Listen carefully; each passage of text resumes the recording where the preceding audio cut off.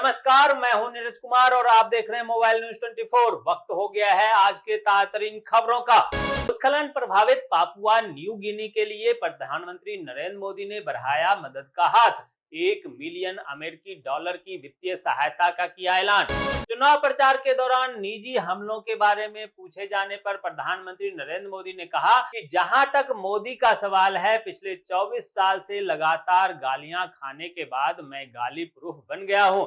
मुझे मौत का सौदागर और गंदी नाली का कीड़ा किसने कहा? संसद में हमारी पार्टी के सदस्यों ने हिसाब लगाया और 101 गालियां गिनाई। तो चाहे चुनाव हो या ना हो, ये लोग मानते हैं कि गाली देने का अधिकार सिर्फ उन्हें ही है और वे इतने हताश हो गए हैं कि अब गाली देना उनका स्वभाव बन गया है।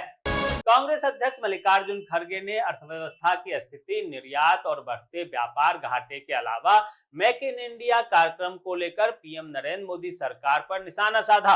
उन्होंने कहा कि प्रधानमंत्री नरेंद्र मोदी मंगलसूत्र, मटन, मछली, मुगल और मुजरा के बारे में बोलते हैं, लेकिन मेक इन इंडिया के बारे में बात नहीं करते। वह अपने चुनावी भाषणों में अर्थव्यवस्था पर एक भी शब्द क्यों नहीं बोलते?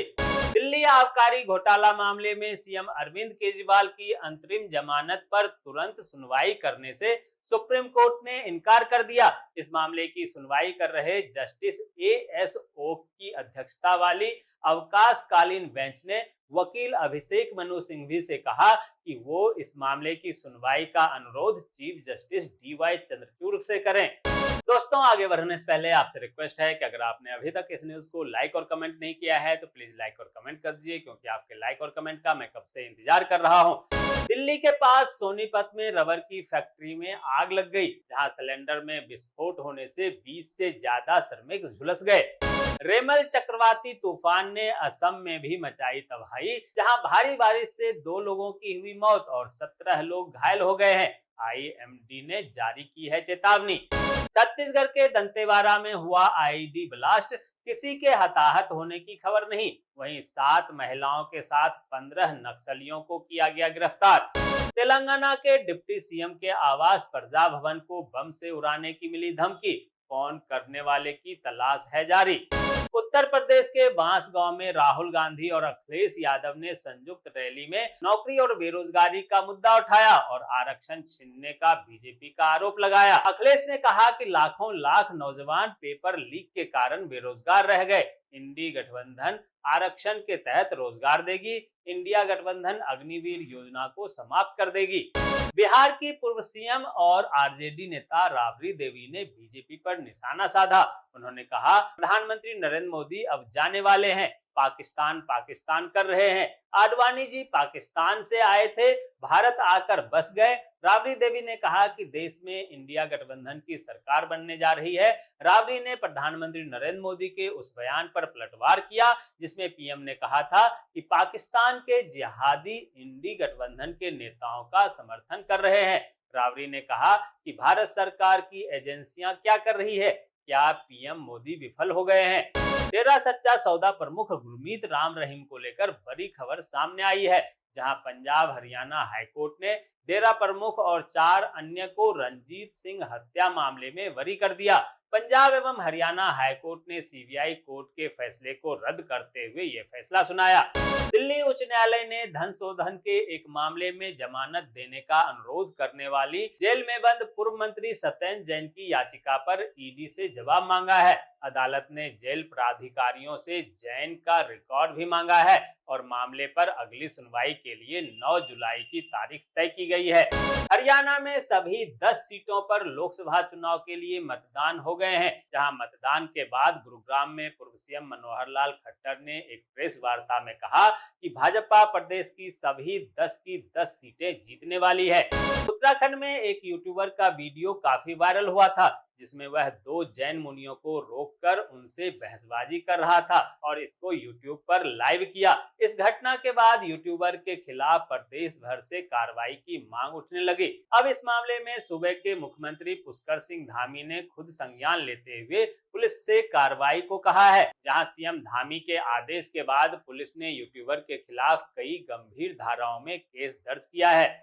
झारखंड के पूर्व सीएम हेमंत सोरेन की बरियातू स्थित 8.86 एकड़ जमीन घोटाला मामले में दायर जमानत याचिका पर मंगलवार को झारखंड उच्च न्यायालय में न्यायमूर्ति रंजन मुखोपाध्याय की अदालत में सुनवाई हुई, जहां अदालत ने प्रवर्तन निदेशालय के अधिवक्ता को शपथ पत्र के माध्यम से 10 जून से पूर्व जवाब दाखिल करने को कहा है।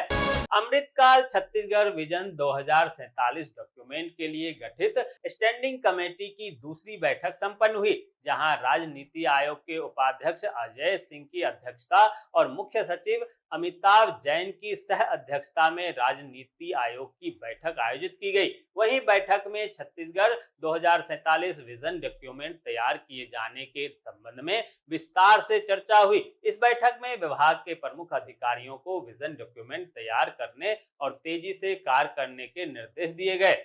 मध्य प्रदेश के मुख्यमंत्री डॉक्टर मोहन यादव ने नर्सिंग कॉलेजों की जांच में गड़बड़ी सामने आने के बाद अनफिट कॉलेजों के खिलाफ कार्रवाई करने का निर्देश दिया है। इस संबंध में चिकित्सा शिक्षा विभाग के कमिश्नर ने अनफिट कॉलेजों की सूची संबंधित जिला के कलेक्टरों को दे दी है।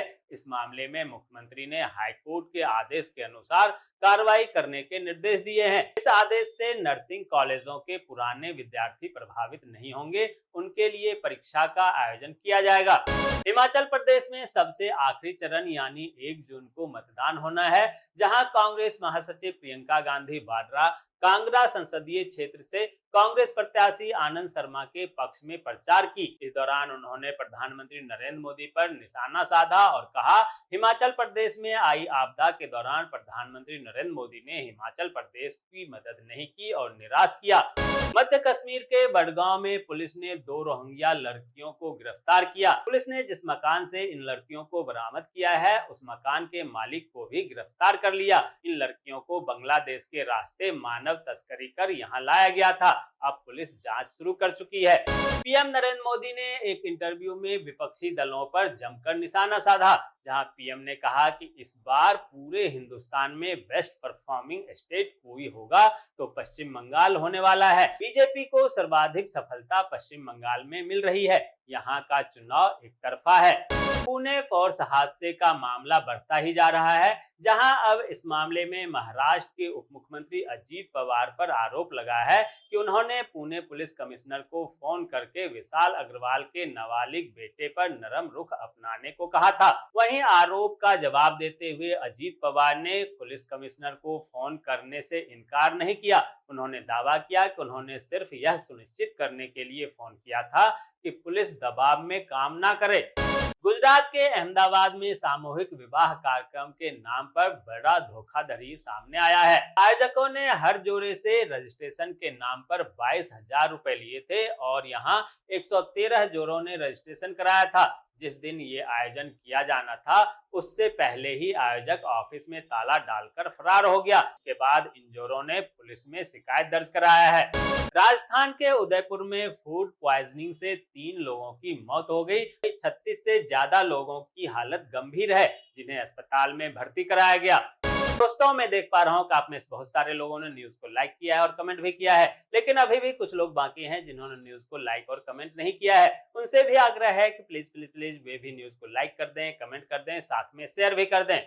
तो ये थी आज दिन भर की बड़ी खबरें। ऐसे ही खबरों से अपडेट रहने के लिए चैनल को सब्सक्राइब कीजिए, नोटिफिकेशन बेल को दबाइए, वीडियो को लाइक कीजिए और ज्यादा से ज्यादा शेयर कीजिए, ताकि आप और आपके जानने वाले रह सकें देश और दुनिया के तमाम खबरों से अपडेट।